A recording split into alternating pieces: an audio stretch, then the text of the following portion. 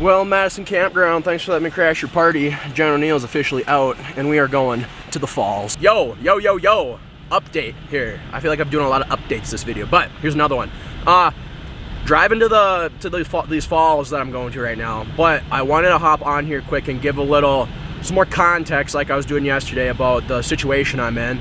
That sounded really bad. I don't know what I'm trying to say. Alright, so another thing, one thing just popped in my mind that I kind of want to tell you guys or share with you is how cold it is out here in Yellowstone. Last night before I went to bed, it was about like 45 degrees or so, give or take a couple degrees. This morning I woke up and right now my car is telling me that's 25 degrees outside, which I believe, because I woke up, I was pretty freaking cold. I wasn't like that cold, but like my fingers were cold, you know? My toes were good because I had my nice socks on and my bottom layer was nice.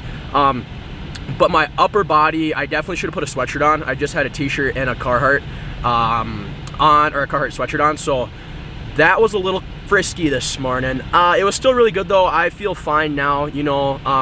You don't want to, it's one thing I know, and I don't know much about camping. Like I do, but I don't, you know.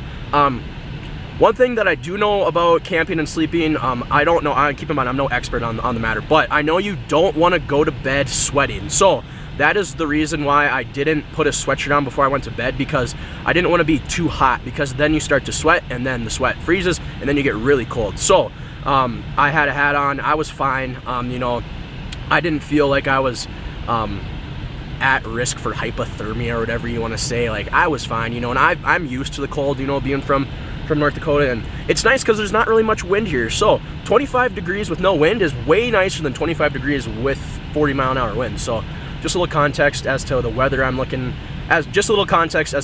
dealing with right now. Another thing I was thinking of, you know, I kind of messed it up when it came to checking the weather. Not necessarily the temperature-wise, because I'm prepared for every temperature possibly under the sun right now, but the rain. I lucked out. Like it doesn't look like it's gonna rain, but I didn't even think about that. So thank God it didn't rain, because I might have been screwed if that was the case. So that's all I got.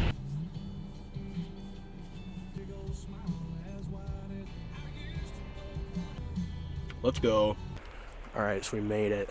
We are currently on this trail here that's gonna lead us to the falls. I don't know how close we're gonna get or where it's gonna take us, but check this out. Check this view out.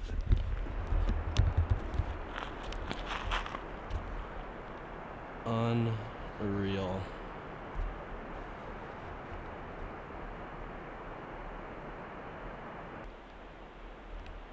So we are currently headed to the Lower Falls brink. I don't know what that word means. Maybe I'll pop up a definition on the screen right now. But that's where we're going, so you can hear it from here. I'm excited. We don't have waterfalls from where I'm from, so this will be interesting. The trail we're on right now is just kind of like a little switchback trail, so we're just snaking down this literal mountain, I guess you could say, and it'll bring us down to the water, I think.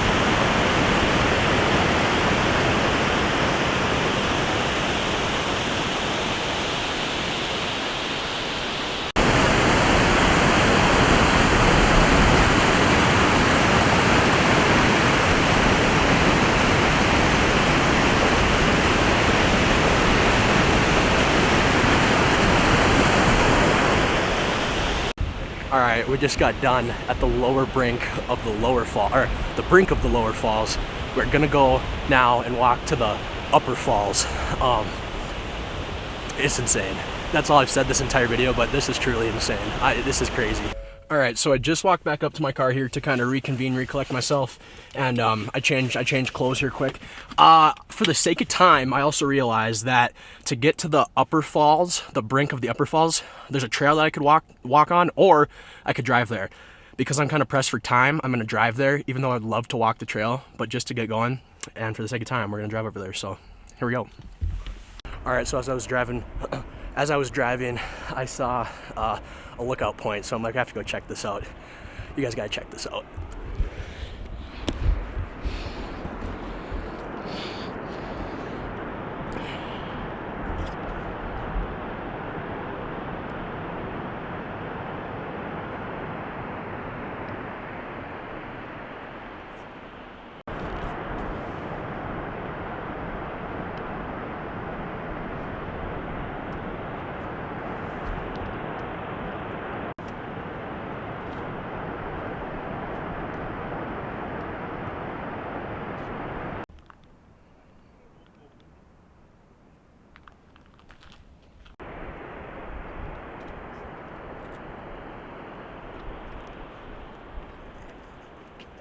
Do you guys want a picture of all of you, or? Sure. That would probably be better than. Yeah, there you go. I can take her for you. We're not quite photographers here. We try our best.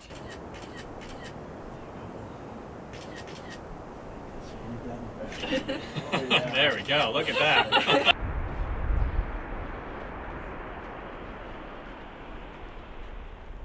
All right, so we have not made it to the upper falls yet. We have still yet to get there. We are at Inspiration Point or Inspiration Overlook or something like that. Check this out, dude. This is crazy. Actually insane. The camera, like I've been saying this entire video, it just does not do justice to the surroundings here. I mean, look at this. Look at how big this is. This is crazy. There's nobody here.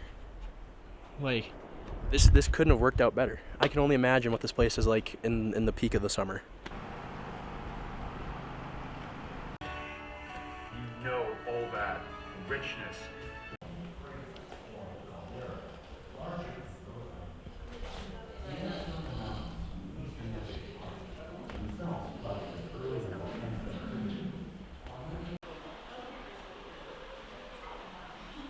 All right, cool little visitor center they got there in Glacial Valley, or no, sorry, Canyon Visitor Center, Canyon Visitor Education Center. Cool stuff. Talked about the history of the area, and it touched on some of the like geological features that made the canyons and all that good stuff. So yeah, on to the next spot. Son, we all need a refuge.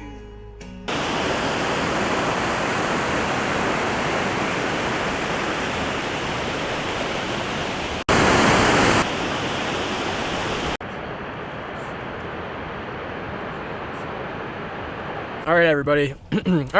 We are officially leaving the falls area. I have actually spent like almost 4 hours walking around looking at these waterfalls while walking / driving, and I probably could have spent about 4 more. So for the sake of time, I'm moving on. We're gonna go check out Lake Yellowstone, I believe is what it's called. So that's where we're headed off to next. And yeah, the waterfalls were really freaking awesome. The sheer power that those things have is crazy. Like, you can hear them from, I don't even know, probably miles away. I'm not sure. I could hear them right when I got in my car in the parking lot, you know?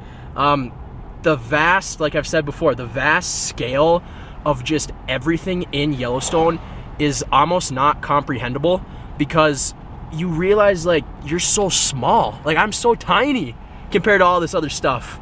And it's just the sheer steep drops and the cliffs and the jagged rocks and the color. I mean, the color of everything here is crazy, and it's fall. And someone told me yesterday that everything's dead. It's like not even colorful here. And I'm looking at them like, what do you mean it's not even colorful? It's beautiful here, you know? So to say the least, I've had an awesome time so far, to say the least, here on day 2. We're gonna maybe go track down some food here and keep on trucking. So with all that being said, stay tuned. All right, well, I'm driving right now and I passed it, so I can't turn around and film it because I got places to be and people to see. But I just saw a freaking idiot, for lack of better terms, like 30 yards away from a freaking buffalo. Like, what are you doing?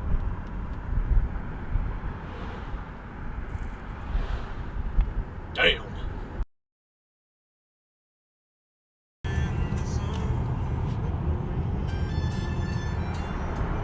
All right, well, what's up, everybody? We had a little change of plans here. We are currently, it's sad to say, but we are currently leaving Yellowstone National Park. I was here for 1.5 days or so, a day and a morning, if you would, and I just got to get back to Fargo. I got some stuff to do. I might make some pit stops on the way back, but that's a wrap for today. That is it. That's all she wrote. Yellowstone National Park. I will be back. This little side quest that I'm on right now has been something so crazy, so unreal, so unimaginable. It's just been awesome. Now, some of you guys may be asking yourself, John, you're only here for a day and maybe a half a day, if you can count this as a half day. What the heck? Why'd you go all the way down? Why'd you drive 1,000 miles to Yellowstone here?